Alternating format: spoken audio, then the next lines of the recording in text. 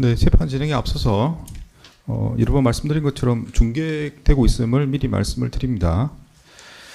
네, 서울중앙지방법원 형사 33부 재판을 진행하겠습니다. 사건 번호 2025 고압 1219호. 네, 피고인 한덕수 나오셨고요. 네. 특검에서 누가 나오셨습니까? 예, 특별검사부 김형수. 네, 차장검사 김정국, 검사 조현일, 윤기선, 최형욱 출석했습니다. 네. 변호인은 누가 나오셨나요? 법무부 해광의 이완희, 정현택, 고배민, 김도엽 변호사 출석했습니다. 네.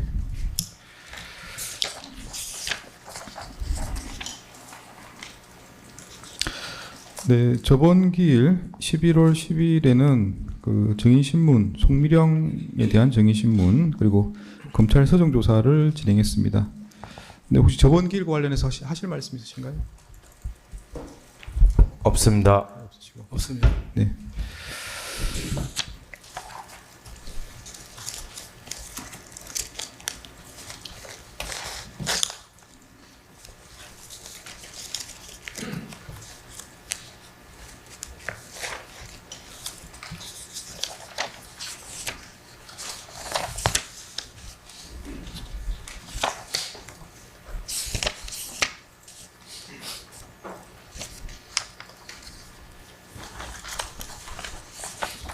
네, 오늘도 증인신문을 할 예정인데 증인 출석 여부 확인하겠습니다.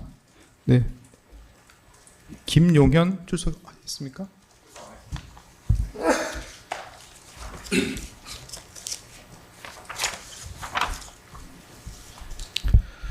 네, 증인 풀출석했고요. 저번 원료를 말씀드린 것처럼 그 풀출석 사유서가 제출되어 있는 상태입니다. 내용을 보면 뭐 여러 장으로 되어 있는데 제목만 말씀드리겠습니다. 네, 현재 진행 중인 형사 재판으로 인한 물리적 불가능, 제목이 그렇게 되어 있고요.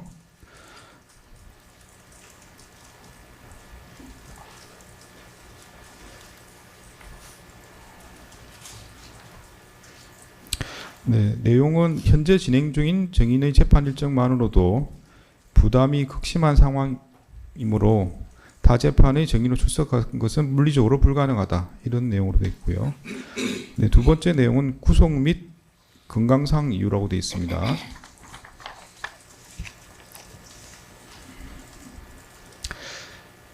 장기 구속과 연이은 공판 출석으로 인한 극심한 피로 누적, 만성 기력 저하 등의 증상이 지속되고 있다. 이렇게 그런 내용으로 되어 있고요. 세 번째는 헌법상 불이익 진술 강요 금지 원칙 위반의 위험이라고 되어 있습니다. 증인이 피고인 재판이 아직 확정되지 않은 사안에 대해 타 재판에서 증언을 강요받는 것은 증인의 방어권을 근본적으로 침해하는 것이며 이는 헌법상 기본권 침해에 해당된다. 뭐 그런 내용으로 되어 있습니다. 네, 형사소송법상의 증언 거부 사유라고 또 제목이 되어 있습니다.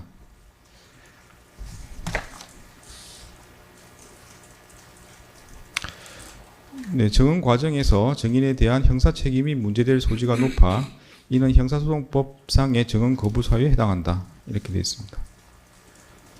네. 그리고 다른 제목은 방어권 행사의 본질적 제한이라는 제목이 있고요.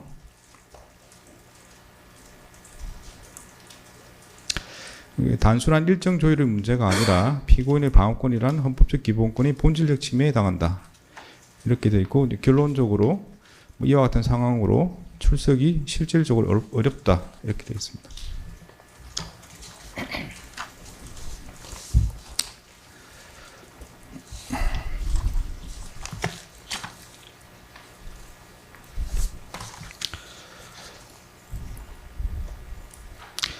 네, 증인 출석과 증언 거부는 별개의 문제입니다. 뭐 증언 거부 사유가 있다 하더라도 법정에 출석하는 게 원칙이고요. 여러 가지 재판을 받는 거는 뭐 그걸 굳이 따지겠다면은 증인이 여러 가지 상황에 개입돼 있기 때문에 재판을 받는 것이지 그걸 재판부의 책임으로 돌릴 게 아니라고 생각합니다. 또한 네, 법률상 증언 거부권이 보장되어 있기 때문에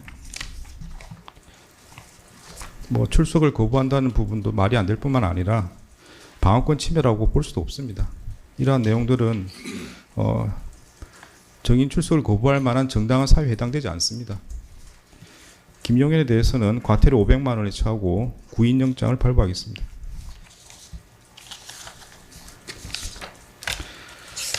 날짜 시간 말씀드리겠습니다.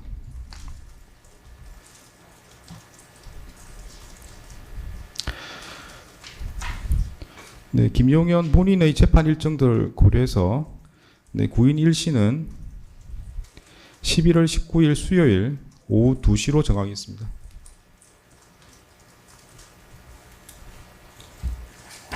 네, 뭐 좀 더 드릴 말씀이 있는데 오후 정인 출석 여부를 확인한 후에 그때 추가적인 말씀은 그때 드리도록 하겠습니다.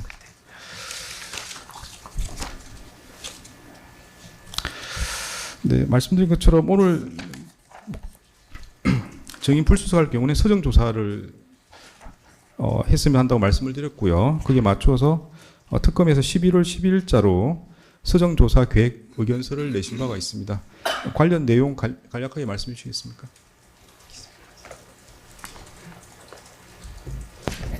네, 오늘 증인이 불출석할 것을 대비해서 오늘 서증조사 대상의 범위를 구체적으로 말씀드리는 의견서를 11월 10일자로 제출했습니다. 본 의견서는 법원 접수 이후에 피고인 측 그 변호인에게도 전달해서 재판 준비에 지장이 없도록 하였습니다. 네, 내용을 좀 간략하게 말씀해 주시겠습니까?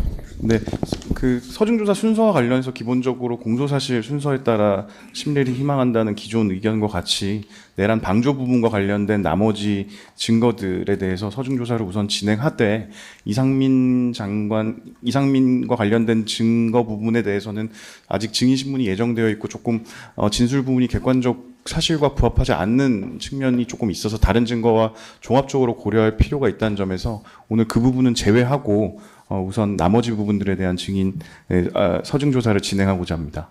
네.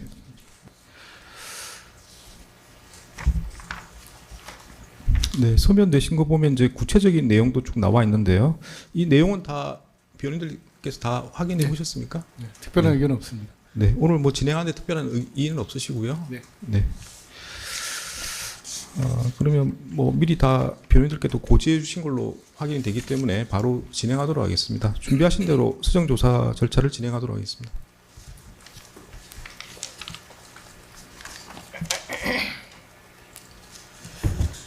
네, 증거의 요지를 진술하는 방식으로 서증 조사를 진행하고자 합니다. 금일은 김용현 전 국방부 장관의 조서 부분에 대해서는 순번 1번, 3번을 제외한 피고인 측이 동의한 증거 목록 기재 조서에 대해서만 서정 조사를 진행할 예정입니다. 이와 관련해서 먼저 이제 피고인 측에서 순번 170번 김용현 1회 피의자 신문 조서와 185번 3회 피의자 신문 조서에 대해서는 각 부동의하셨습니다. 그런데 순번 1번과 순번 170번은 같은 조서이고 순번 3번은 순번 185번과 같은 조서입니다.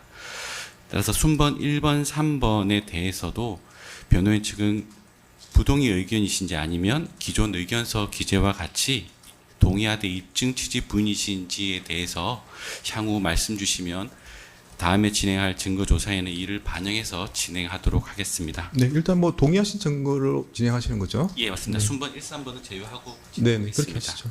네. 순번 2번과 4번 내지 18번까지는 김용현 전 국방부 장관의 조서와 제시 자료입니다. 164쪽입니다. 2024년 12월 3일 비상계엄이 선포된 이후 정군 지휘관 회의를 개최하고 부대별로 지휘관마다 임무를 부여했다는 진술입니다. 다음으로 정보사 병력을 선관위로 출동시켰다라는 진술입니다. 223쪽입니다. 비상계엄 선포 전 국무위원들이 모였을 때 기재부 장관과 외교부 장관만 명시적으로 계엄을 반대하였다라는 진술입니다. 이처럼 김용현 전 국방부 장관도 국무총리인 피고인이 명시적으로 비상계엄을 반대한 적은 없다고 진술하고 있습니다. 237쪽입니다. 평소 윤석열 전 대통령이 반국가 세력의 위협에 대해 자주 말을 하며 비상대책이 필요한 상황이 아니냐, 특단의 대책이 필요하다라는 말을 했었다라는 진술입니다.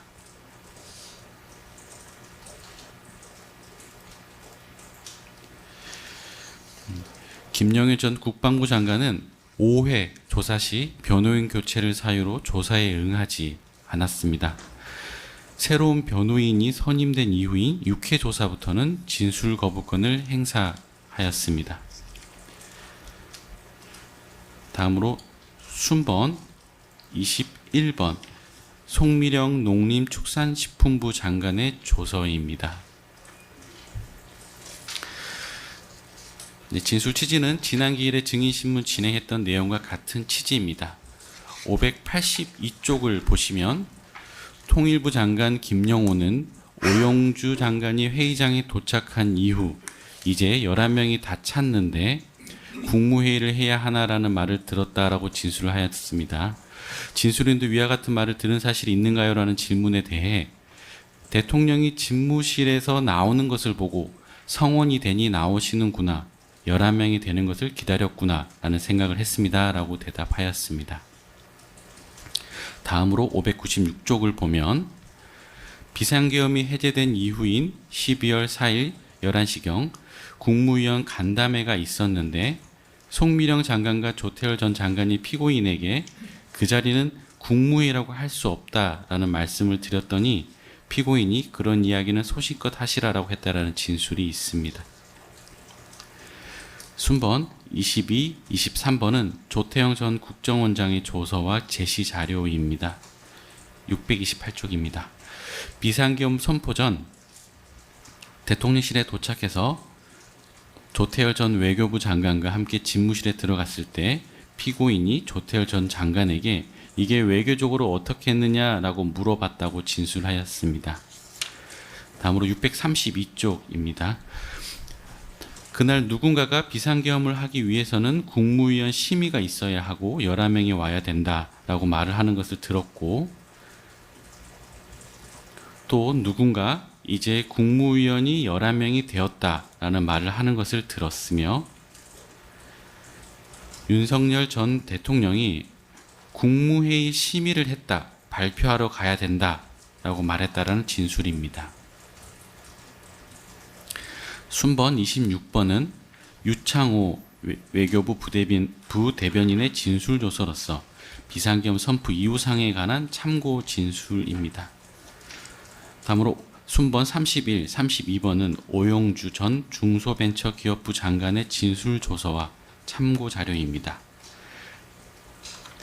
12월 3일 김정한 전 수행실장과 대통령실 여직원이 빨리 오라고 재촉했다라는 내용입니다. 그리고 최상목 전 부총리, 조태열 전 장관이 계엄에 반대한다는 말을 한 것만을 기억한다라는 진술입니다.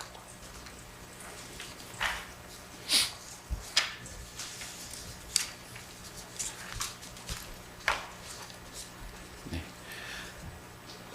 941쪽입니다. 순번 33번은 대통령실에서 국무회의를 담당하고 있는 국정과제 비서관실의 행정관 진술입니다. 949쪽입니다.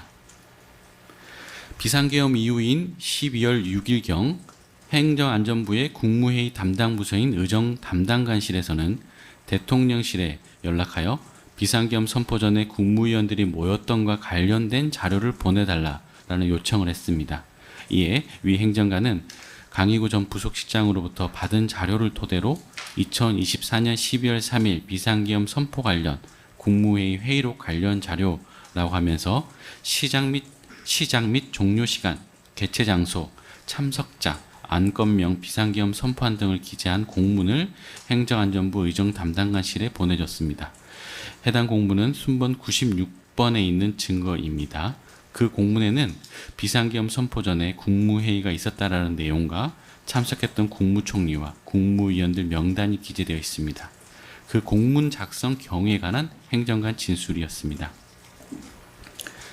1038쪽 순번 38, 39번은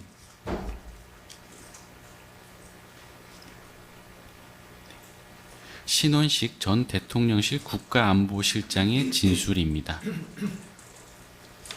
네, 1081쪽입니다. 피고인과 외교부 장관, 기재부 장관이 있었는데 그중 외교부 장관, 기재부 장관이 반대하는 투로 말했다는 진술과 관련 기사 등의 자료입니다. 1158쪽 순번 40번은 방기선 전 국무조정실장의 진술입니다. 1170쪽입니다.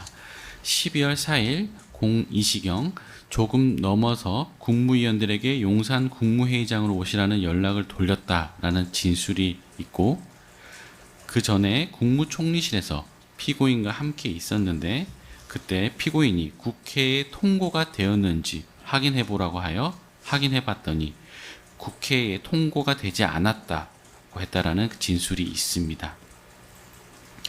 1175쪽입니다. 그리고 해제 국무회의가 늦어진 것과 관련하여 1076쪽 보겠습니다. 피고인으로부터 비상계엄 해제를 위한 담화문을 준비하는 데 시간이 조금 걸렸다라는 말을 들었다라는 진술이 있습니다. 1376쪽입니다. 순번 44번으로 박성재 전 법무부 장관의 진술입니다. 1391쪽입니다. 박성재 전 장관은 더 큰 목소리로 얘기를 하는 조태열 전 외교부 장관, 최상목 전 경제부총리 같은 사람은 있어도 찬성하는 사람은 없었어요라고 하면서 우려하면서도 큰 목소리를 안 낸 사람은 있다라고 진술하였습니다. 1403쪽 보겠습니다. 그리고 비상계엄 선포 이후에 최상목 전 부총리가 나는 반대합니다라는 말을 한 번 더 하고 나갔고, 1412쪽입니다. 사람이 이제 몇 명 왔다는 얘기를 들었는데 그 말이 나오고 나서 대통령이 집무실에서 대접견실로 들어왔다고 진술하였습니다. 순번 45, 46번은 홍철호 전 대통령 비서실 정무수석 비서관의 진술로 비상계엄 선포 당시 사안 관련 참고 진술이었습니다. 순번 47, 48번은 행정안전부 의정 담당관 진술입니다. 1502쪽 보겠습니다.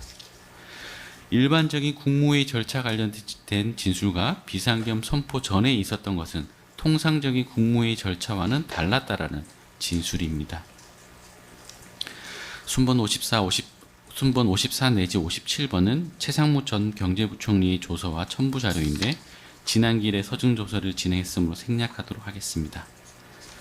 다음으로 5권에 있는 2167쪽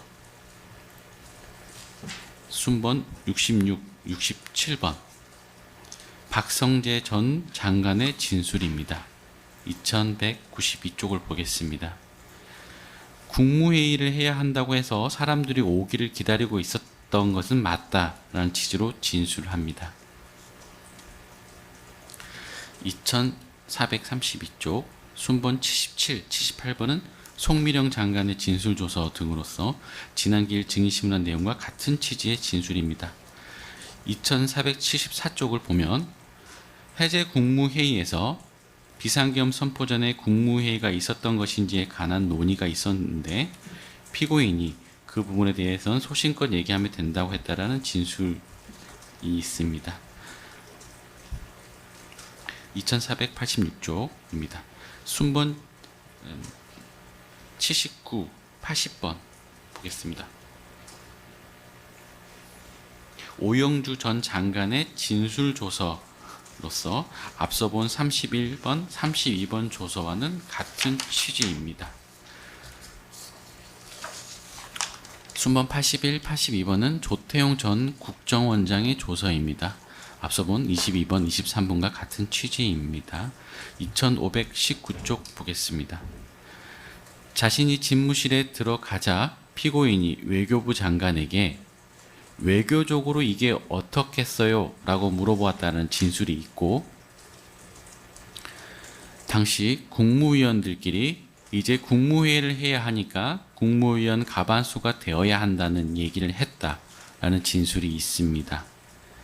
다음으로 2589쪽 보겠습니다. 피고인이 다른 국무위원들 얘기도 들어봐야 한다라는 얘기를 했었던 것이 기억난다라는 취지의 진술입니다. 다음 박스도 같은 동일한 취지입니다. 2628쪽 순번 83번은 방기선 전 국무조정실장의 진술조사입니다. 2635쪽 보겠습니다. 피고인이 다른 국무위의 말을 들어보자고 해서 국무위원을 소집했다라는 말을 피고인으로부터 들었다라는 진술이 있습니다. 6권 2653쪽 보겠습니다.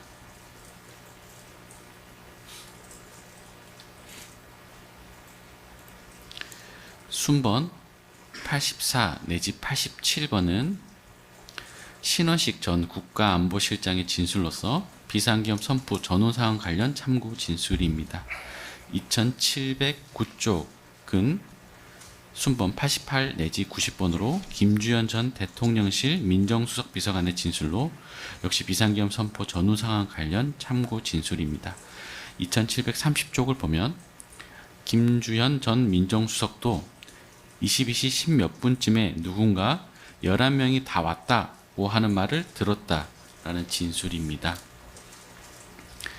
2802쪽은 순번 91번으로서 한정화 전 대통령실 법률비서관의 조서로 비상계엄 해제 후 상황에 관한 참고 자료입니다. 2835쪽 순번 92 내지 94번은 정진석 전 대통령실 비서실장의 진술 등으로서 비상계엄 선포 전후 사항 관련된 참고 진술입니다. 2871쪽 순번 95 내지 99번은 대통령실에서 국무회의를 담당하고 있는 국정과제 비서관의 조서와 참고 자료입니다. 순번 100번은 그 행정관의 조서입니다. 모두 순번 33번 국정과제 비서관실 행정관 진술과 같은 취지입니다. 3109쪽 보겠습니다. 순번 112, 113번은 행정안전부 의정관 진술로 국무회의 일반에 관한 진술입니다. 증거기록 7건 3140쪽 순번 115, 116번은 윤석열 전 대통령이 내란 우두머리죄로 공소 제기된 공소장입니다. 3241쪽 순번 117번은 윤석열 전 대통령의 헌법재판소 탄핵 결정문에 기재된 비상계엄 선포의 절차적 하자 부분을 정리한 수사 보고서이고 118번은 이미 2회 기일에서 증거조사된 것으로서 헌법재판소의 탄핵 결정문입니다. 3300쪽 순번 119, 120번은 비상계엄 선포 관련 국무회의의 절차적 하자가 있었다는 점을 지적한 관련 언론보도 자료들입니다. 3331쪽 순번 121, 122번은 비상계엄 선포 직후 법조계의 입장에 관한 언론보도 자료입니다. 3370쪽은 순번 124번으로 윤석열 전 대통령에 대한 탄핵 소추안으로서 그 사유 안에 국무회의 심의를 비롯한 비상계엄 선포 절차를 위반하였다라는 내용이 포함되어 있습니다. 3398쪽 윤석열 전 대통령의 피의자 신문 조서는 피고인이 동의한 조서에 한하여 증거조사를 진행하겠습니다. 순번 125, 126번입니다. 순번 125번은 2025년 6월 28일자 윤석열 전 대통령에 대한 특검의 제1회 피의자 질문조서인데 그 내용은 체포영장 집행방해에 관한 것이며 그 조사가 경찰에 이루어졌다는 이유로 서명 날인을 거부하였습니다. 3422쪽 126번은 2025년 6월 28일자 윤석열 전 대통령에 대한 특검의 제2회 피의자 신문 조서입니다. 비상계엄 선포 전 국무총리인 피고인에게 가장 먼저 비상계엄 선포문을 건네주었다는 취지의 진술입니다.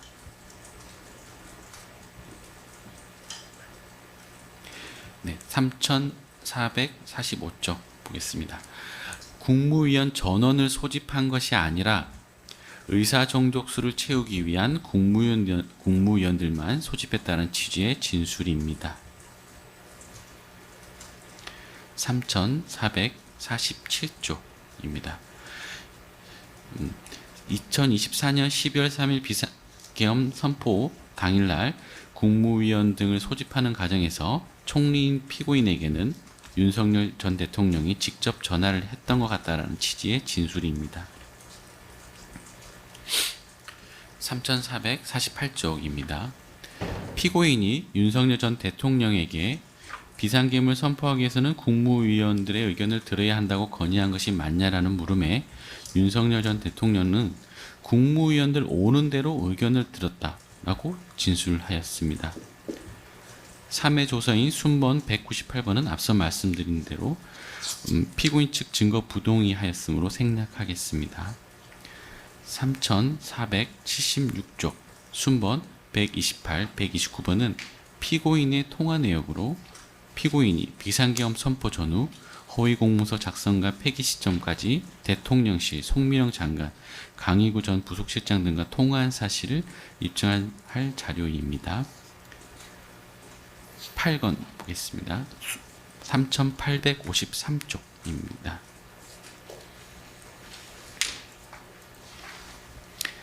순번 137, 138번은 유상임 전 과학기술정보통신부 장관의 조서로서 비상계엄 당일 윤석열 전 대통령 등의 연락을 받지 못했다라는 진술입니다.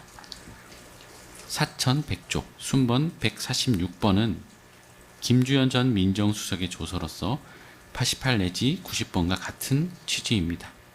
순번 147번도 황정화 전 대통령실 법률비서관의 조서로서 앞서 91번과 같은 참고인 진술입니다. 9건 보겠습니다. 4,326쪽입니다. 순번 148 내지 150번은 이주호 전 교육부 장관의 조서로서 비상계엄 당일 윤석열 전 대통령 등의 연락을 받지 못하였다는 진술입니다. 4,469쪽, 4,470쪽을 차례대로 보겠습니다. 순번 158 내지 161번은 계엄령 선포안의 경우 모든 국무위원이 부서한다라는 내용이 기재되어 있는 정부 의전 편람과 관련된 자료들입니다. 순번 187번 보겠습니다. 조태영 전 국정원장의 조서로 순번 21번과 동일한 취지입니다. 순번 248 내지 251번은 앞서 설명드렸던 내용으로 비상계엄 이후에 강희구 전 부속실장이 작성한 자료를 토대로 대통령실 국정과제 비서관실에서 국무회의가 있었다는 취지로 그 시간, 참석자 명단, 안건 등을 적어서 행정안전부의 의정 담당관실에 회신한 내용에 대한 자료입니다. 14건 8188쪽 순번 253, 254번은 계엄법 제4조에 의하면 대통령이 계엄을 선포하였을 때에는 지체 없이 국회에 통고하여야 하는데 윤석열 전 대통령이 비상계엄 선포 이후 그 선포 사실을 국회에 통과하지 않았다라는 내용입니다. 순번 364번은 고발인 시민단체 대표의 고발 보충 관련 진술이고 순번 369번은 조태용 전 국정원장의 조서로서 순번 81번과 동일한 취지입니다.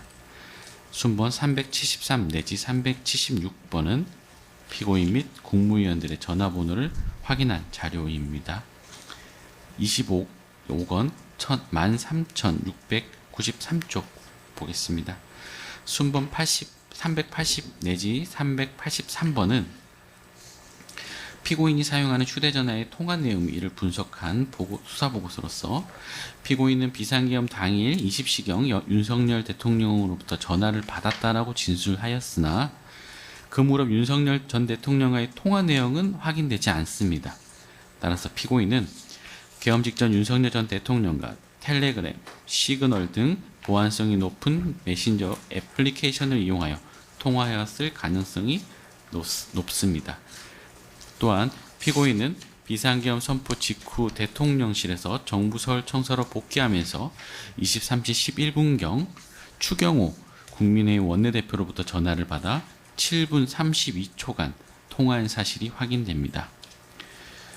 피고인은 강일구 전 부속실장과도 수회 통화를 하였는데 비상계엄 당일 강일구 전 부속실장과의 문자 메시지 수발신 내역, 2024년 12월 6일경, 2024년 12월 8일경 비상계엄 선포 및 표지의 사후 부서 및 폐기와 관련된 통화 내역을 확인할 수 있습니다. 피고인은 2024년 12월 3일 19시 59분부터 24년 12월 4일 12시 40분경까지 사이 통화 내역들로서 12월 4일 02시 02분경 정진석 전 비서실장으로부터 전화를 받은 다음에 비상계엄 해제 국무회의를 개최하기 위해 이동한 정황이 확인됩니다. 26건 13,899쪽 순번 384, 386번은 경찰 조사 일정 및 장소 등에 관한 피고인 측 변호인 의견서의 참고 자료입니다. 14,048쪽 순번 400번은 2024년 12월 3일 23시 25분경부터 12월 4일 02시경까지 정부 서울청사에서 피고인과 회의를 하였던 국무조정실 및 국무총리 비서실 소속 직원들의 진술서로서 피고인 측이 수사 과정에서 제출한 자료입니다. 순번 401, 402번은 순번 400번과 동일한 국무총리실 직원들의 진술서와 14,057쪽에서 보면 비상계엄 선포 후 윤석열 대통령으로부터 행사에 대한 대신 참석하라는 지시를 구두로 받았지만 지시사항 서면을 받은 사실 없다는 취지의 피고인의 자필 진술서가 포함되어 있습니다. 14,086쪽 보겠습니다. 순번 403 내지 405번은 비상계엄 선포 전 회의에 참석했던 국무위원 중 8명이 비아폰을 사용하고 있었다라는 언론 보도 등을 정리한 수사보고입니다. 27건 안 4,283쪽입니다. 순번 409, 410번은 2025년 5월 16일 대통령 경호처로부터 대통령실 5층 대적견실 및 복도 CCTV 영상을 임의 제출받으면서 작성한 압수조서 및 압수 목록입니다. 순번 411번은 송미령 장관에 대한 경찰 작성 진술 조서로서 순번 77번과 동일한 취지입니다. 28건 14,706조 순번 423, 424번은 2025년 6월 2일 대통령 경호처로부터 일부 국무위원들이 사용하였던 비아폰 서버 전자정보를 임의 제출받으면서 작성한 압수조서 및 압수 목록입니다. 순번 425번은 박성재 전 장관의 피의자 신문 조서입니다. 박성재 전 장관은 피고인이 집무실에서 문건을 받는 것을 본 기억이 없다고 진술하고 누군가가 국무회의를 해야 한다고 해서 사람들이 오기를 기다리고 있었다라고 진술하였습니다. 순번 435 내지 438은 피고인 명의로 가입된 휴대전화번호 조회 내역이고 순번 40번, 441번은 방기선 전 국무조정실장에 대한 경찰 작성 진술조서로서 앞서 설명드린 순번 83번과 동일한 취지입니다. 29건 순번입니다. 순번 442 내지 448번은 손영택 전 국무총리 비서실장에 대한 경찰 작성 진술 조서 및 조사 당시 제시하였던 자료들입니다. 2024년 12월 3일 23시 30경부터 정부 서울청사 국무총실에서 피고인과 함께 TV를 보면서 우려를 하고 있던 중 2시경 피고인이 정진석 비서실장의 전화를 받고 해제 국무회의를 하기 위해 대통령실로 이동하였다라고 진술하였습니다. 15,174쪽 순번 449번은 조태용 전 국정원장에 대한 경찰 작성 제2의 피의자 신문 조서입니다. 피고인이 걱정하는 말을 하였다고 진술하긴 하였으나 구체적으로 뭐라고 하였는지는 진술하지 못하였습니다. 30건 보겠습니다. 순번 451번은 김용현 전 장관이 윤석열 대통령에 대한 탄핵 심판에 대한 증인으로 출석하여 증언한 증인 신문 조서입니다.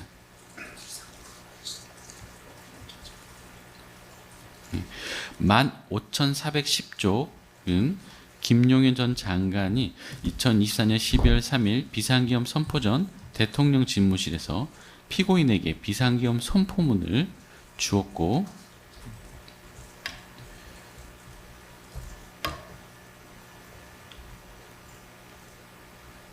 15,466쪽입니다.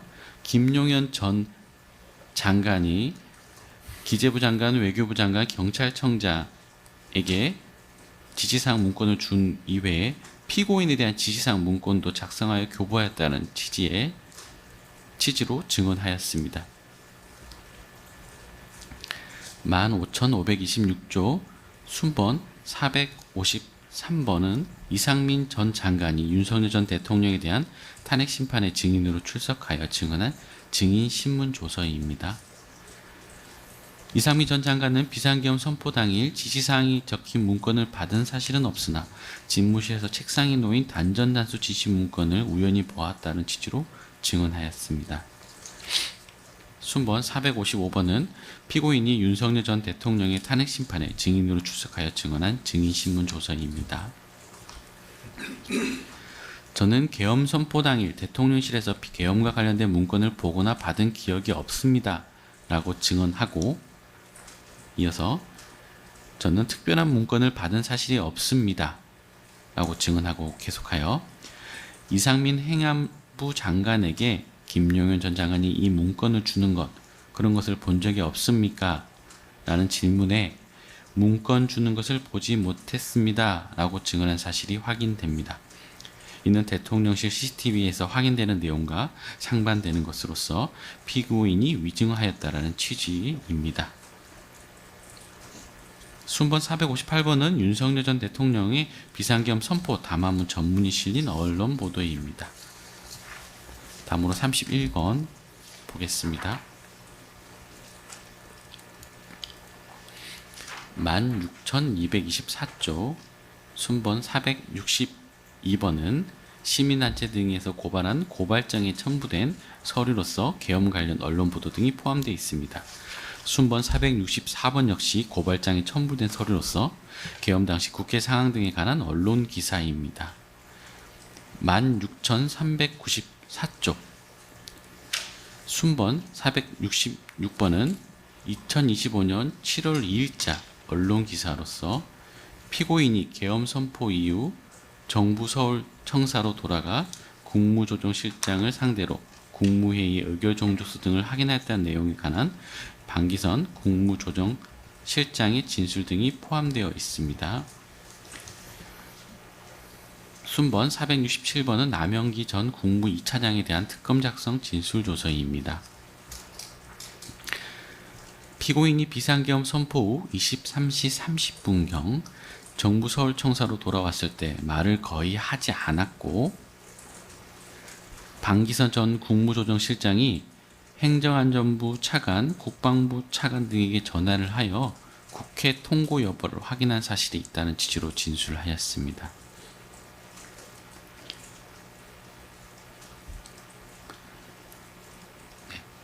다음으로 순번 468 내지 470번은 네, 잠시 여기서 그 국회 통고라는 거는 계엄이 있었다는 비상계엄 선포했다는 걸 국회에 통고했는지 그 절차상 여부를 확인했다는 취지입니다.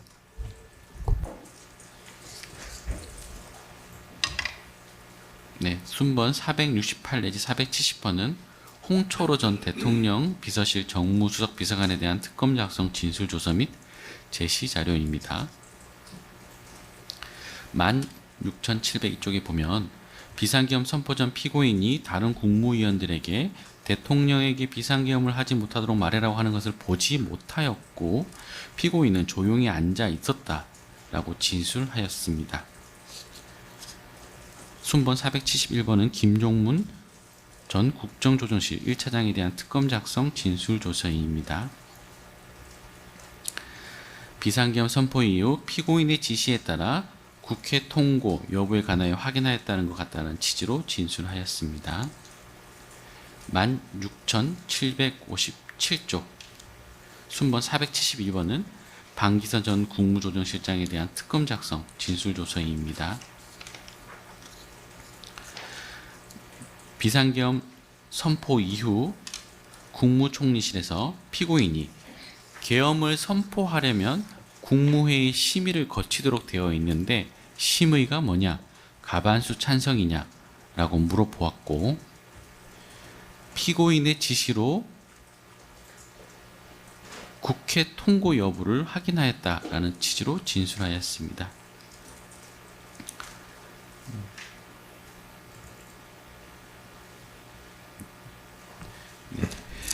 16,780쪽 보겠습니다. 방기선 전 국무조정실장은 국회에서 비상계엄 해제 요구 결의안이 가결되는 것을 실시간으로 보면서 피고인에게 해제 국무회의를 해야 하는 거 아니냐, 대통령하고 직접 통화를 한번 해보시죠. 지금 해결할 수 있는 것은 총리님밖에 없다라고 말했는데 피고인은 조금 한번 기다려보자 라고 대답하였다고 진술하였습니다. 당시 정황에 비춰보면 윤석열 전 대통령이 비상계엄 해제하기 위한 국무회의를 자발적으로 소집하는 것을 기대하기 어려웠고 비상계엄을 신속하게 해제하기 위해서는 국무총리인 피고인이 나서야 하는 상황이었습니다. 이에 방기산 전 국무조정실장마저도 피고인에게 적극적인 행동을 촉구하였음에도 피고인은 이를 방관하는 태도를 보였고 결국 비상계엄 해제 국무회의는 04시 27분경에야 개최될 수 있었습니다. 16,786쪽입니다. 사후 부서와 관련하여 피고인은 단순히 자신이 강희구 전 부속실장에게 보내준 선포문과 사후 작성된 비상계엄 선포문 표지에 첨부된 선포문이 동일하다라는 의미에서 서명을 한 것이라고 주장을 하고 있습니다. 그러나 방기선 전 국무조정실장은 피고인이 당시 강희구가 부서를 해달라고 해서 서명을 했다라고 말했다고 진술하였습니다. 이는 피고인이 서명의 의미, 즉 부서의 의미를 명확히 인식하고 있었다는 것을 보여줍니다. 순번 473 내지 476번은 역대 비상계엄 선포문 및 간보 게재 문건에 관한 수사보고로서 강희구 전 부속실장이 사후에 작성하고 피고인이 서명한 12월 3일 비상계엄 선포문건과 그 형태 및 내용이 유사합니다. 순번 478 내지 480번은 각종 헌법학 서적에서 국무총리의 헌법적 지위 및 역할에 관한 부분을 발췌한 사본입니다. 순번 482, 483번은 피고인이 송미령 장관에게 대통령실로 빨리 오라고 여러 차례 톡촉했다는 전화 발신 내용 등입니다. 32건 보겠습니다. 17,081쪽입니다. 순번 486 내지 489번은 조태열 전 외교부 장관이 국회에서 답변한 내용이 기재된 회의록입니다. 17,090쪽에 보면 집무실에 들어갔을 때 피고인이 외교부 장관은 어떻게 생각하시냐고 물어봤고 피고인이 윤석열 전 대통령에게 국무위원들의 의견을 더 들어봐야 되지 않느냐라고 라는 말씀을 하셨다고 들었다고 조태열 전 외교부 장관이 답변한 내용이 있습니다. 순번 490, 491번은 피고인의 인적사항 관련 서류입니다. 다음으로 17,255쪽 순번 490, 492, 493번은 박성화 전 방첩사 기획관리실장의 진술조서입니다. 2024년 12월 3일경부터 참여하고 있었던 단체 채팅방 중에 계엄 상황실에서 일어난 일이 공유되고 있는 단체 채팅방이 있었는데 국회에서 비상계엄 해제 요구 결의안이 가결된 후 그 단체 채팅방에 메시지가 올라왔다라는 내용입니다.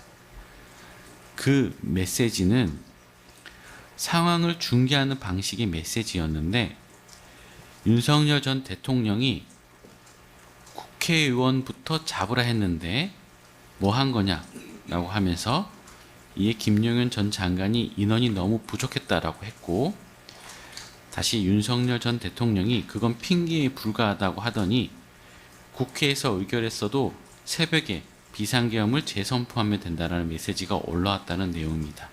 해당하는 진술들은 합참에서 합참 계엄 상황실에서 진술했던 내용들입니다. 17,280쪽 순번 494번, 17,282쪽 495번은 언론기사에 나온 대통령 집무실의 사진입니다. 17,366쪽 순번 497, 498번은 윤석열 전 대통령이 직권남용 권리행사방해로 공소제기된 사건에 공소장을 첨부한다는 수사보고서와 공소장 사본입니다. 17,489쪽 순번 500번은 윤석열 전 대통령이 허위공문서 작성 등 죄로 기소된 사건의 공소장으로서 이 공소장 범죄 사실에는 윤석열 전 대통령과 피고인이 허위공문서 작성 및 동행사죄의 공범이자 대통령 기록물 관리에 관한 법률 위반, 공룡서류 손상죄 모두의 공범으로 기재되어 있습니다. 순번 501 내지 504번은 수사 경과 관련 서류와 고발장으로 참고 자료이고 순번 507, 순번 508번은 피고인 등이 사용한 휴대전화 특정 관련 자료입니다. 33건 보겠습니다. 17,906쪽 순번 509번은 장상윤 대통령실 사회수석 비서관의 진술조서로서 17,923쪽을 보면 피고인이 어떤 말씀이나 발언을 하신 기억은 없고 피고인이 어떤 반대를 하는 것은 보지 못했다라는 진술입니다.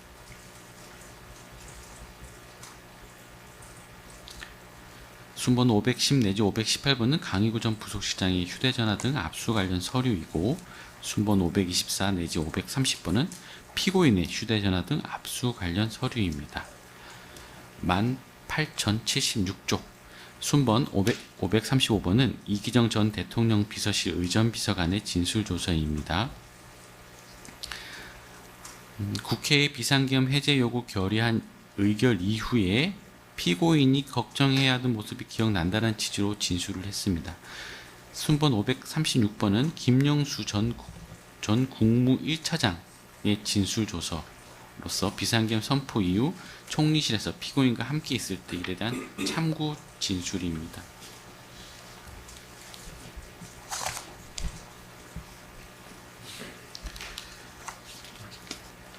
순번 537, 538번은 압수 관련 서류로 압수조서이고 순번 540번은 송영태 전 국무총리실 비서실장 진술조서로서 비상계엄 선포 이후 총리실에서 피고인과 함께 있을 때 일에 대한 참고 진술입니다. 35번 준비해 주세요. 35번. 그 전에 순번 544번은 김수경 전 통일부 차관의 진술조서로서 김용호 전 통일부 장관의 대통령실 출석 경위 등 비상계엄 선포 전후 상황에 대한 참고 진술입니다. 순번 545, 546번은 김태호 전 대통령실 국가안보실 1차장의 진술조서와 참고자료로서 비상계엄 선포 전후 사항에 대한 진술입니다. 순번 547 내지 549번은 송미령 장관의 조서 및 조서에 첨부된 언론기사로서 지난개일 정의신문 조서 내용과 동일한 취지입니다. 순번 559번은 오영주 전 장관의 진술 조서로서 앞서 제시한 순번 31번 등의 오영주 전 장관의 조서와 동일한 취지입니다. 순번 577번은 앞서 말씀드린 451번과 동일한 취지입니다. 35권부터 다시 보겠습니다. 2391쪽 순번 578번은 김용현 전 장관의 진술 조서로서 김용현 전 장관이 헌법재판소에서 기억나는 대로 증언하였다라는 취지로 진술하여 헌법재판소의 증언의 신빙성이 높다라는 취지입니다.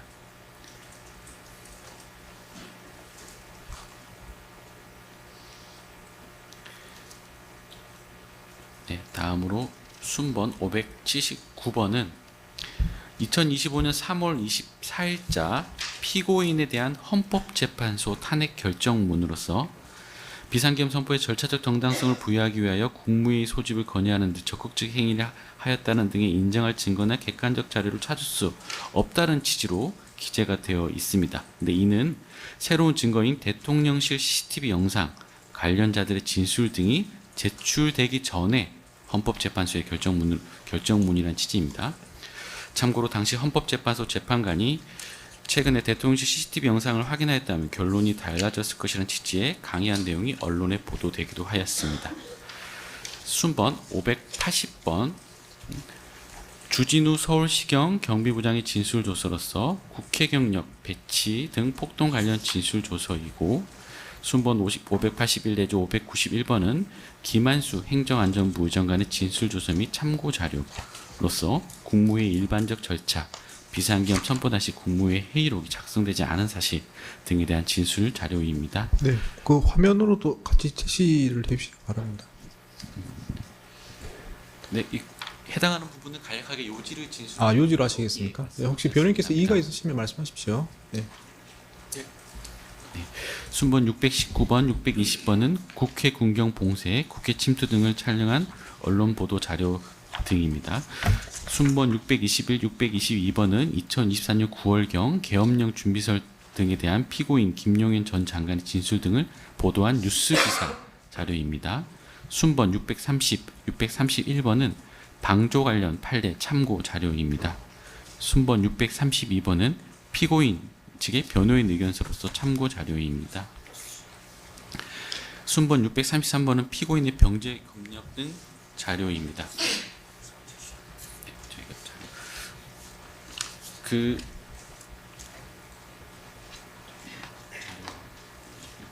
619, 620번.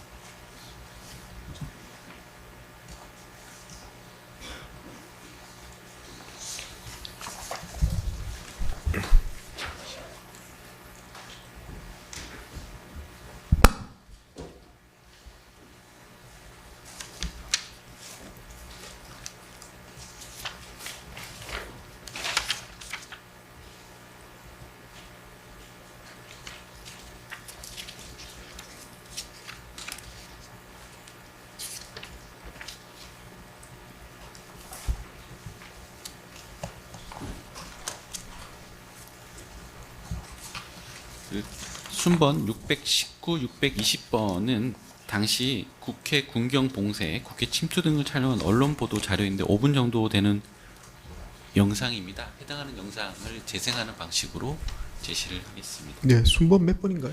619, 620번. 619, 620.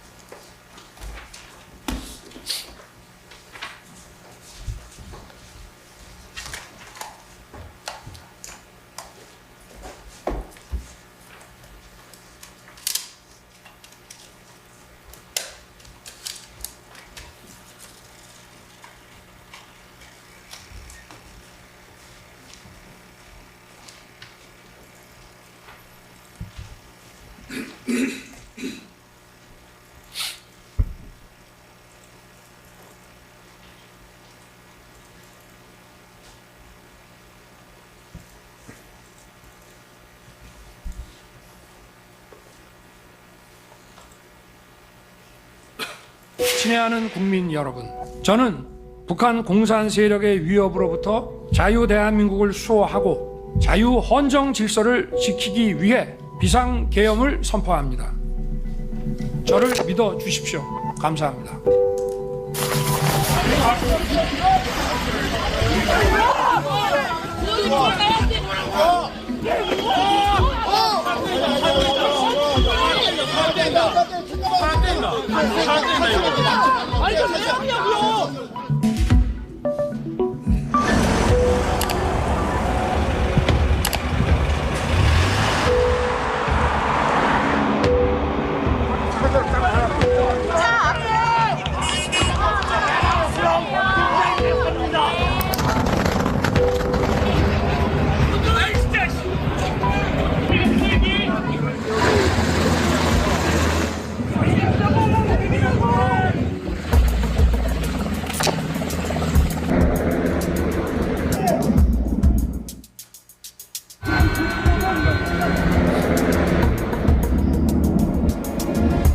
빨리 열어! 비상계엄 불법 계엄이네. 뭔 소리 하는 거야? 이게 공무원 아니야?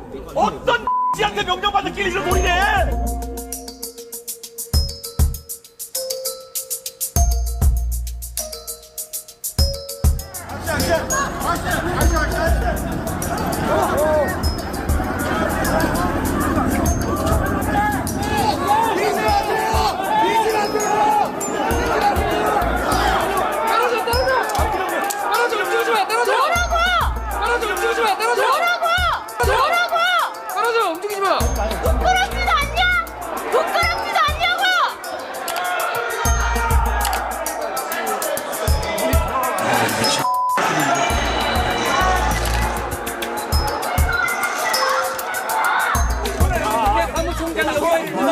지금 뭐 하러 왔어? 빨리. 여러분, 진실한 책임자 국회 사무총장입니다.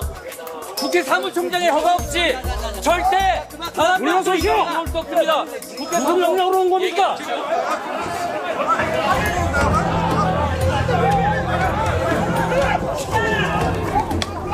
왜 이래? 어디 가려고?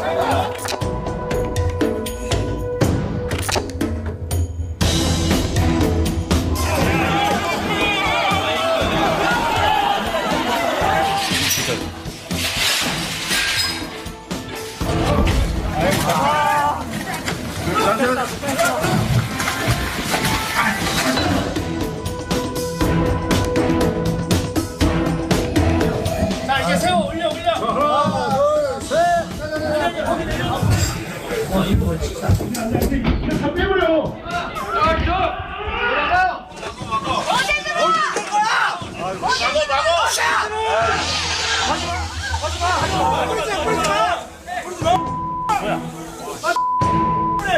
이거 여기서 풀어 어떻게? 됐어.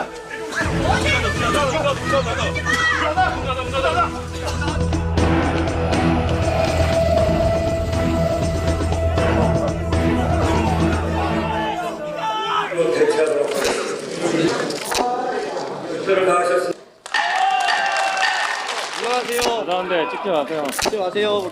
조심하세요, 벽.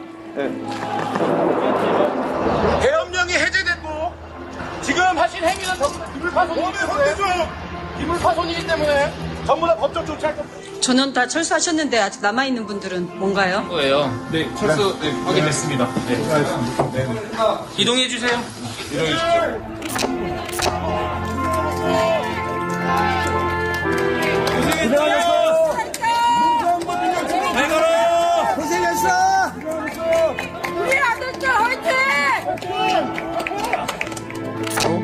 계엄을 해제하겠습니다. 계엄을 선포한 후 불법적으로 국회를 폐쇄하였고 헌법과 법률이 정하는 바에 따라 국회에 출석하고자 하는 국회의원의 출입을 위법적으로 막은 것도 모자라 군 병력을 동원해 국회의사당을 짓밟는 행위, 국민들의 가슴에 큰 상처를 주었습니다. 국회 사무처는 이번 계엄 선포로 인해 발생한 물리적 피해와 손실을 철저히 파악해서 위법적인 행위에 대해 끝까지 법적 책임을 물을 것입니다.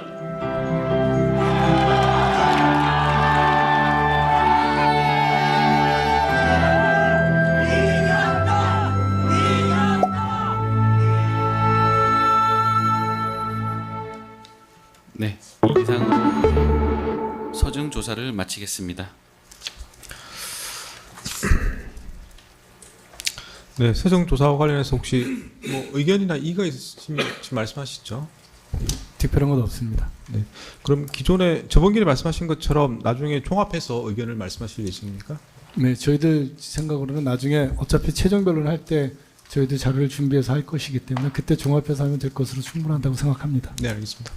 그럼 서정조사에 이의가 없으신 걸로 알고 그렇게 정리하도록 하겠습니다. 그 앞으로 남은 서정조사 양은 어느 정도 될까요? 예, 대략적으로만 말씀하시면 될것 같습니다. 지금 내란 방조 부분과 관련해서는 추경호, 이상민 부분이 조금 남아 있고요. 네. 그다음 이제 허위 공문서 작성 등 부분과 이제 위증 부분은 많이 잡아야 반기일 정도면 다 될 걸로 예상됩니다. 다만 이제 그 저희도 재판장님 말씀처럼 오늘 오후에 다 끝냈으면 했는데 그 검사들이 저 공판 업무도 하지만 또 다른 수사 업무도 겸하고 있어서 사실 이 서중 조사 부분도 거의 밤을 새다시피 해서 지금 준비한 상황이라서 물리적으로 조금 한계가 있습니다. 이런 점을 좀 헤아려 주셨으면 합니다. 예, 충분히 이해합니다. 지금 길이 좀 촉박하게 돌아가기 때문에 이렇게 준비하시는데 많이 힘드실 거라고 생각하고 있습니다. 그 반기일 정도 말씀하셨으면 시간상으로는 한 3시간 정도 예, 맞습니다. 말씀하시는 건가요? 예.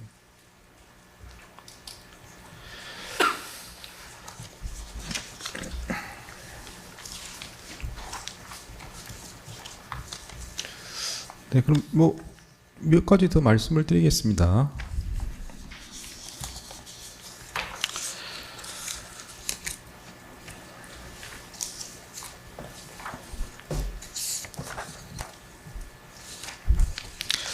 네, 지금 재판 일정상 그 11월 17일 오전에 최상목, 오후에 추경호가 증인으로 지금 진행할 예정인데 지금 확인되는 자료에 따르면은 최상목과 추경호 모두 송달을 받은 것으로 이렇게 확인이 됩니다.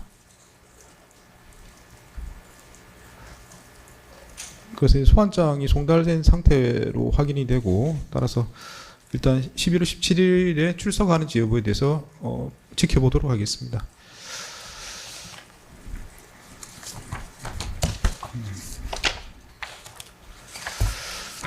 그 재판부 일정은 뭐 특별검사나 변호인들이 원활히 협조를 해주시는 관계로 특별히 문제없이 진행되고 있습니다. 말씀드린 대로 뭐 특별한 사정이 없으면 11월 중에 심리는 종결할 예정이고요. 판결 선고와 관련해서 아직 날짜가 확정은 안 됐습니다만은 재판부 여러 사정을 고려할 수밖에 없는 상황입니다. 그래서 지금 대략적으로 말씀을 드리는 것은 1월 말쯤, 내년 1월 말쯤 선고가 가능하지 않을까 생각이 들고 재판부의 사정을 고려해서 그게 아마 가장 최선인 것 같습니다. 그래서 더 이상 당기기 좀 힘들지 않을까 싶은데 일단 선고 예정은 내년 1월 말 정도로 예상하고 있습니다. 네, 혹시 뭐 조금 더 길을 당길 수 있을지는 제가 계속 검토해보고 뭐 있다는 점도 말씀을 드리겠습니다.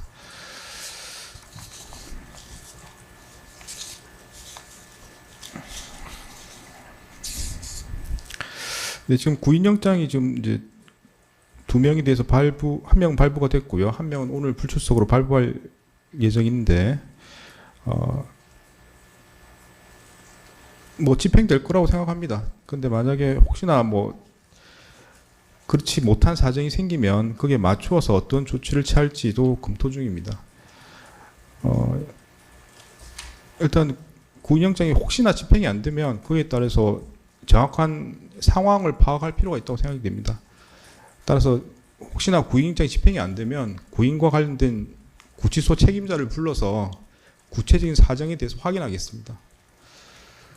그리고 증인과 관련된 제재 조치는 특별법의 신속 재판의 취지를 고려해서 모두 다 취하겠다고 말씀을 드린 바가 있습니다. 증인 불출석과 관련해서는 여러 가지 제재가 있는데 소송법상으로 감치를 할 수 있는지 여부에 대한 규정들이 있습니다. 사실상 실무적으로는 잘 사용되지는 않지만 소송법에 있는 규정이고 이 사건에도 증인 불출석에 대한 감치가 가능한지는 재판부에서 검토를 해보겠습니다. 다만 이게 실제로 잘 적용되지 않는 규정이기 때문에 어떤 요건 하에 적용하는 게 적절한지는 재판부에서 검토 중입니다. 그래서 두 가지 말씀드린 부분은 구인영장을 발부했거나 할 예정인데 집행이 안 될 경우는 관련 책임자를 불러서 구체적인 상황을 법정에서 다 듣겠습니다. 다 듣고 그 외 추가적인 제재로 조치로서 증인 감치가 가능한지 여부에 대해서는 재판부에서 검토를 해서 추가로 말씀을 드리겠습니다. 네, 그럼 오전 재판은 뭐 예정됐던 건 다 진행이 된 것 같은데요. 혹시 뭐 하실 말씀이 있으시면 하시고 없으시면 오전 재판 마치도록 하겠습니다. 혹시 하실 말씀 있습니까? 없습니다.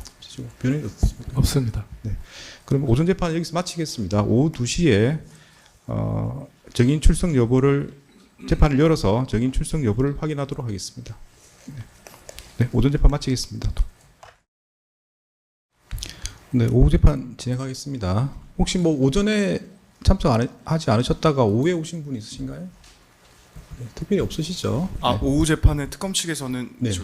김용수 특검보, 김정국 차장검사, 윤기선 검사, 최영욱 검사 이렇게 출석했습니다. 조현일 검사가 오전에는 왔고 오후에는 나오지 않았습니다. 네. 혹시 뭐 추가로 오신 분이 있으면 제가 체크해 드리려고 하는 거라서. 네. 알겠습니다. 네, 그럼 뭐 변호인께서도 뭐 누가 오셨나요? 네, 추가로 오신 분은 없습니다. 네, 지금 계신 분은 정현택, 고배민, 김도엽 변호사 3명 출석해 있습니다. 네, 알겠습니다.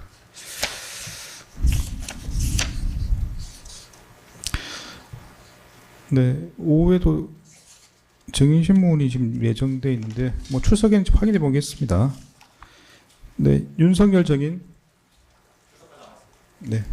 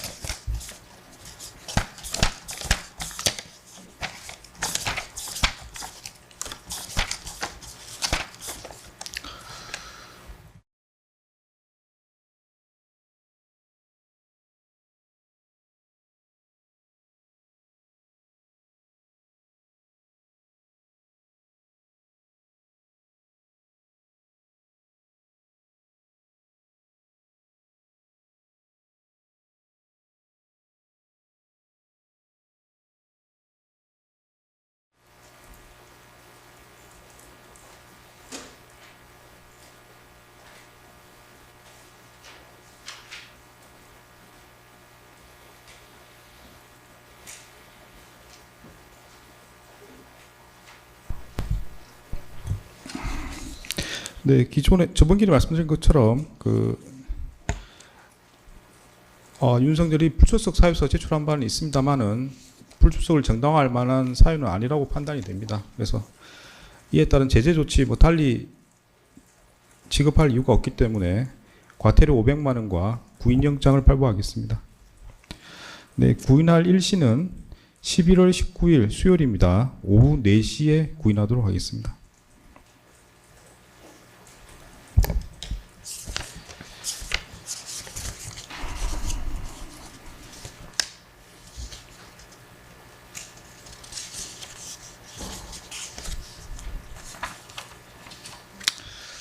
네, 이제 뭐 전체적인 이제 일정을 좀 정해야 될 것 같습니다. 그래서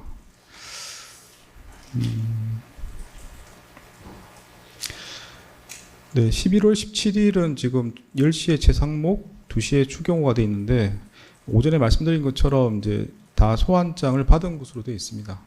네, 그리고 이제 11월 19일은 수요일인데 이제 10시에 이상민, 2시에 김용현, 4시에 윤석열 이렇게 이제 구인할 예정이고요.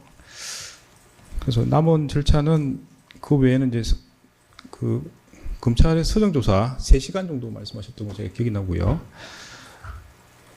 그리고 피고인 신문 각 1시간씩 아마 말씀하셨던 걸로 기억이 됩니다. 혹시 뭐 내용이 좀 다르시면 말씀하십시오. 그래서 이제 남은 절차는 검찰 서정조사 3시간, 피고인 신문 각 1시간씩 해서 2시간, 그리고 구형이 있고 뭐 최후 변론 있고 이렇게 있을 것 같습니다. 그래서 이제 그 외에 혹시 또 제가 시간과 관련해서 고려해야 될 부분이 있을까요? 특검은 어떻습니까? 현재로서는 없는 것으로 보이는데 저희 만약에 그 구체적인 부분에 있어서 그 재판부에 요청드리거나 이런 사안이 있으면 의견서로 제출하겠습니다. 네. 일단 지금 당장에는 없으시다는 말씀이신 거죠? 네. 변호인은 어떻습니까? 저도 재판부에서 진행하시는데 특별한 다른 의견은 없고요. 네. 한 가지만 좀 저희가 그러니까 그 요청드릴 거는 피고인 신문을 마지막 이제 마치고 바로 그날 저희가 뭐 최종 변론을 실은 바로 하기보다는 한 길만 더 주셔서 그 다음 길 정도에 저희가 최종 변론 할 수 있는 그런 기회를 주시면은 감사하겠다는 그런 의견입니다. 네. 그 이제 지금 변수가 되는 게 이제 증인 출석률 문제, 근데 구인 여부 등인데 뭐 구인은 빼고, 근데 증인 출석 문제가 있을 수 있습니다. 뭐 불출석했을 때 어떻게 할 거니까 문제되는데 결국 이 문제에 대해서는 이제 미리 좀 준비를 하셔가지고 예컨대 17일 날 뭐 혹시 증인 제 생각에 뭐 나올 것 같긴 한데 뭐 안 나올 경우는 서정조사가 마무리돼야 될 것 같습니다.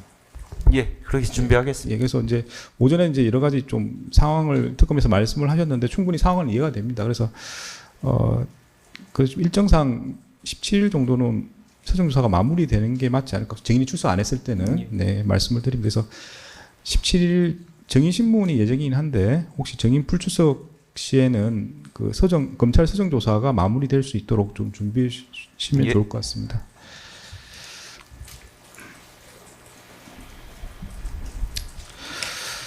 그리고 재판부에서도 이제 여러 가지 고민이 있습니다. 재판부에서 이제 지금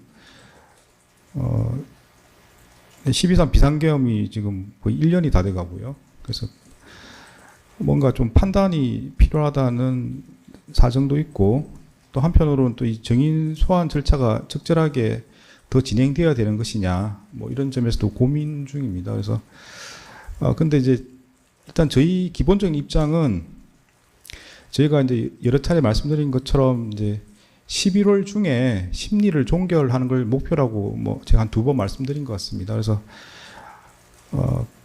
그래서 그런 사정들도 있고 해서 그리고 뭐 아까 말씀드린 것처럼 비상계엄도 한지 벌써 1년이 다 지나가는 상황이고 해서 그리고 나머지 증인 소환 절차를 계속하는 게 뭐 어느 정도 필요한지 이런 거에 대해서 좀 고민도 하고 있습니다. 그래서 재판부의 기본 입장은 11월 26일에 심리를 종결하는 걸 목표로 하겠습니다. 11월 26일. 혹시 뭐 이의가 있으시거나 문제가 있으신가요? 네. 네, 저희도 특별히 없습니다. 네.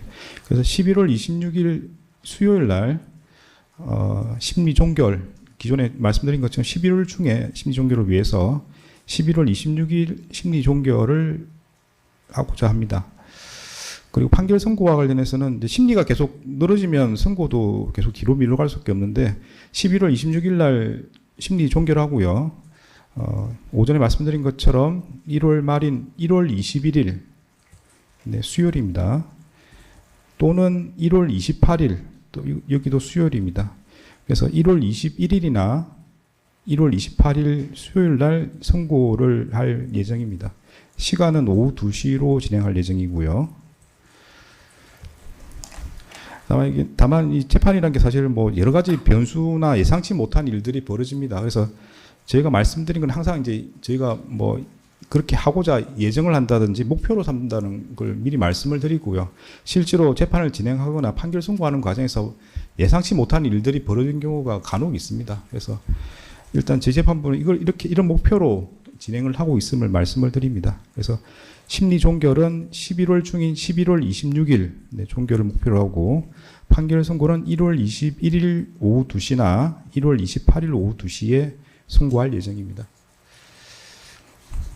네, 조금 더 말씀을 드리겠습니다.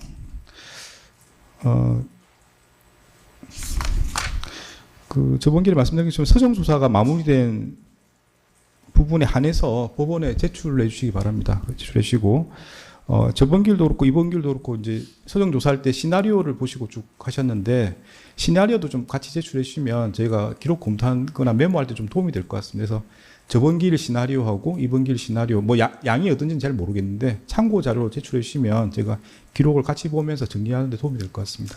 네.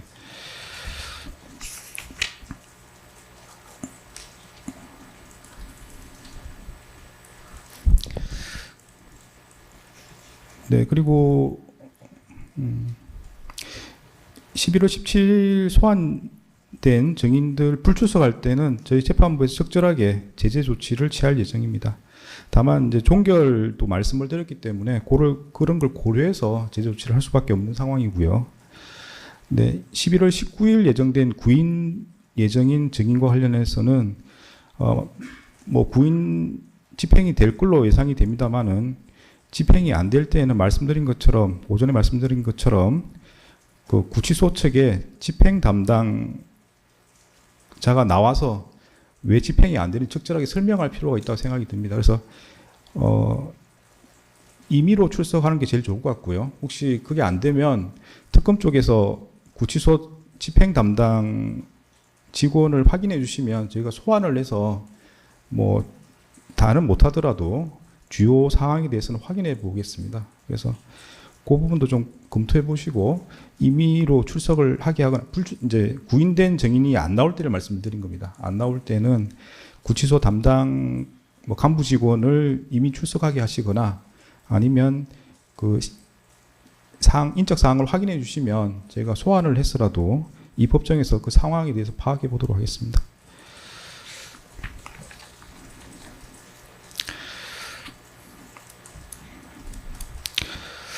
이제 그렇게 진행을 하려면 이제 아까 배우님께서 요구하신 부분까지 마무리하려면 11월 24일 월요일입니다. 이때 아마 피고인 신문을 해야 될 것 같고요. 그렇게 되면은 이제 11월 26일은 사실상 이제 구형과 최후 변론해서 종결을 하면 될 것 같습니다. 그래서 일단 재판부에서 그걸 염두에 두고 일정을 맞춰 보겠습니다. 다만 이제 특검이나 변호인께서도 보시고 일정상 좀 문제가 있는 부분이 있으면 바로 이야기해 주시면 그걸 고려해서 변경하도록 하겠습니다. 네. 네, 혹시 오늘 뭐 증인이 불출석한 상태로 지금 오후 증인 신문은 안 될 것 같습니다. 혹시 뭐 추가로 하실 말씀 있으면 지금 하시고요. 없으면 재판 마치겠습니다. 말씀하신 증거 서중 조사가 마친 부분에 있어서 증거 제출은 지금 가능한데 지금 제출해도 되겠는지 한번 여쭤보겠습니다. 예, 지금 제출하시면 될 것 같습니다. 서정 조사 마친 부분만 제출하셔야 됩니다. CCTV와 함께 제출하겠습니다. 예, 그렇습니다. 네, 종결 재판 마치고 바로 제출하시면 저희가 정리하도록 하겠습니다. 변호인께서 하실 말씀 있습니까? 예, 특별히 없습니다. 네. 네, 그러면 다음 재판은 네. 11월 17일 오전 10시에 진행이 되고요. 법정에 계속 변동이 있습니다. 지금 여러 특검 사건들이 한꺼번에 진행이 돼서 그런데요. 네, 동관 중법정입니다. 358호입니다. 동관 358호 중법정에서 11월 17일 오전 10시에 진행할 예정입니다. 네, 참고하시면 되겠습니다. 네, 그러면 오늘 재판은 여기서 마치겠습니다.